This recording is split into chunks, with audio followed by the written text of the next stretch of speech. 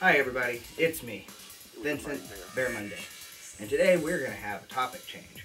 The change is called ranting. The difference between bitching, whining, and ranting. Whining is when something happens to you and in a small, tiny, quiet, emo-ish voice, you make it known to the entire room that you've been hurt and you're not going to do a damn thing about it.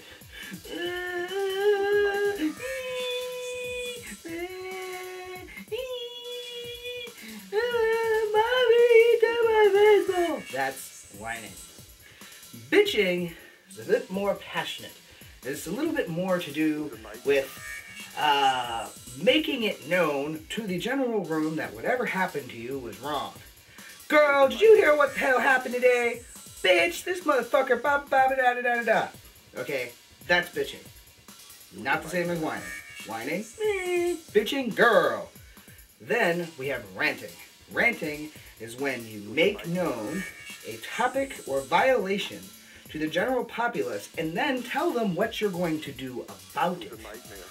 Therefore, people need to rant. So my rant today is about how people don't like to rant, don't like to say something, don't like to make known that there's something wrong going on in the world. Complacency. I hate complacency. Complacency is right up.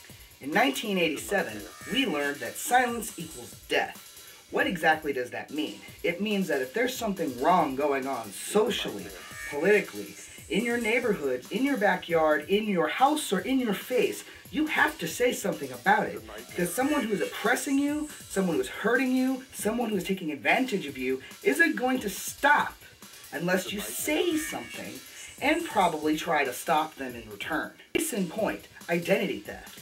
If somebody takes your social security number and somebody takes your identity, your address, and decide that they're going to pretend to be you and go and buy a $50,000 yacht, are you going to sit there and be like, well, they got me.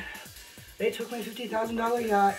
I'm not going to complain about it. I'm just going to sit here and work my entire life and never, ever, ever do anything about it. Bullshit! You bitch! You call 911, you go, hey, yo, cops! This motherfucker took my identity. Someone's out there pretending to be me. Go get them. That's ranting. That's doing something proactive and talking about it. For example, I hate when people are sitting here not using their voices. In fact, I have a feeling that it's a conspiracy done by Western civilization at large in order to make the common man, the middle class man, the working class man, shut the fuck up and bend over while white collar America rapes them up the ass without any lube or any sympathy.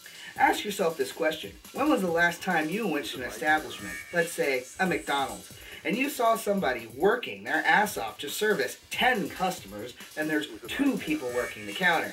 Do you A, sit there and complain about how they're not taking care of you right now, white collar America?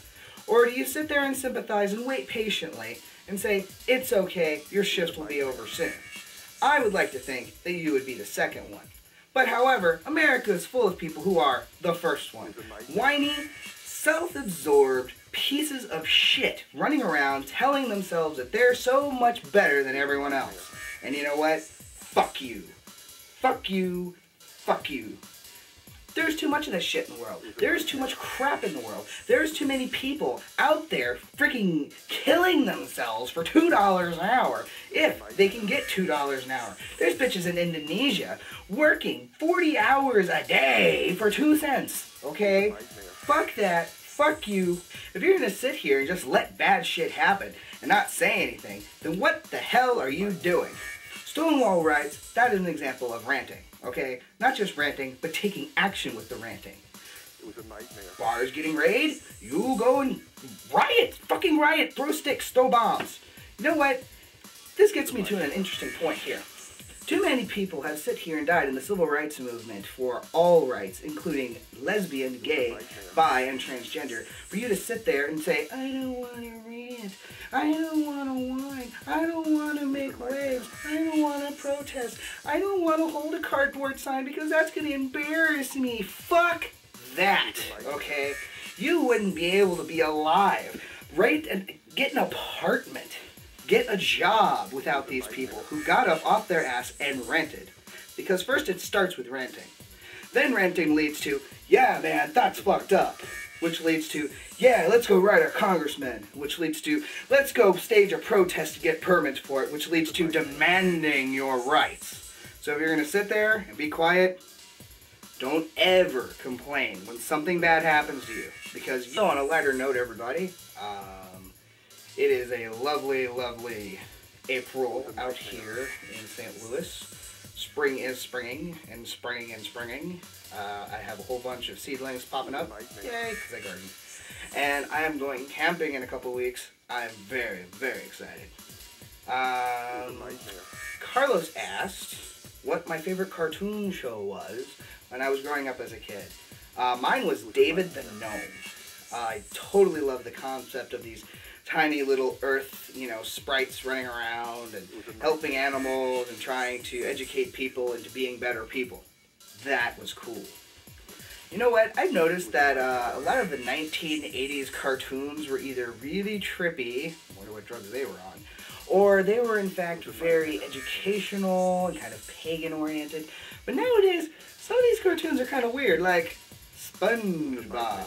SpongeBob is kind of like, hello, I'm what happens when you go to sleep after too much acid. I asked this week what our one regret is, and I do have a regret. It's not what you're thinking though. I regret going to college. I was very adamant when I was going through school that if I did not know what I wanted to do with my life, I wasn't going to waste the money and go to college until I figure it out. So I went on this kind of journey to go find myself, lived on a big commune, pot farmed. Then I met my ex, who shall not be named because he is not that important. However, he did a number on me, and one of the numbers that he did was this whole, you have to enter into white-collar America in order to have any impact on anything whatsoever, and the only way to change the system is within the system, which is assimilationist Borg bullshit. It was a nightmare. So, I went to college. I went to tech school to become a pharmacy technician, got straight A's throughout the entire program, went and started the job, and hated it. Hated every minute of it. Hated every moment. Everything. And it's not like the job was hard. I had ergonomic flooring, everything was cushy, and lasers. I even got a stool. I just sit there and go, beep, boop, here's your drugs. Beep, boop, here's your drugs. Beep, boop, here's your drugs. And you know what? I hated it. I hated making $12 an hour to do this. Beep, boop, here's your drugs. Beep, boop, here's your drugs. Beep, boop, not your drugs, label. Hated it, hated it, hated it, hated it, hated it. Still felt like indentured servitude, and I'm not into that shit. God damn it. So, I decided that I wasn't going to do it anymore. However, to the range of $10,000. So I'm going to be paying on this for quite a number of years to a college that I didn't like, for a career I didn't like, that I'm not going to do. Yay me. When the vocation that I do like costed no money really, and now I'm doing exactly what I want to in my life. But $10,000. This week Jason asked for the 10 things on my desk. Well, I have 2 desks, so I'll show you 10 things off of my 2 desks.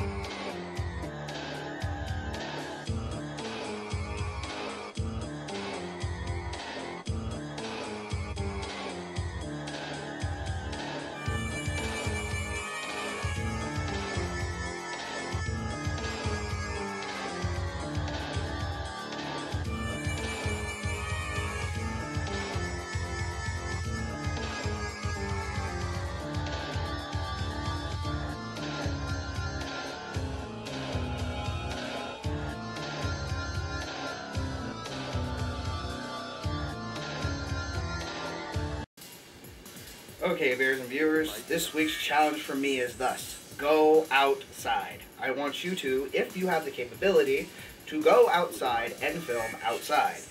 Show us something really, really cool outside. If you cannot, i.e. you have a webcam, tell us about the coolest thing you've ever done outside. That's it. Love you guys. Peace out. It was a nightmare.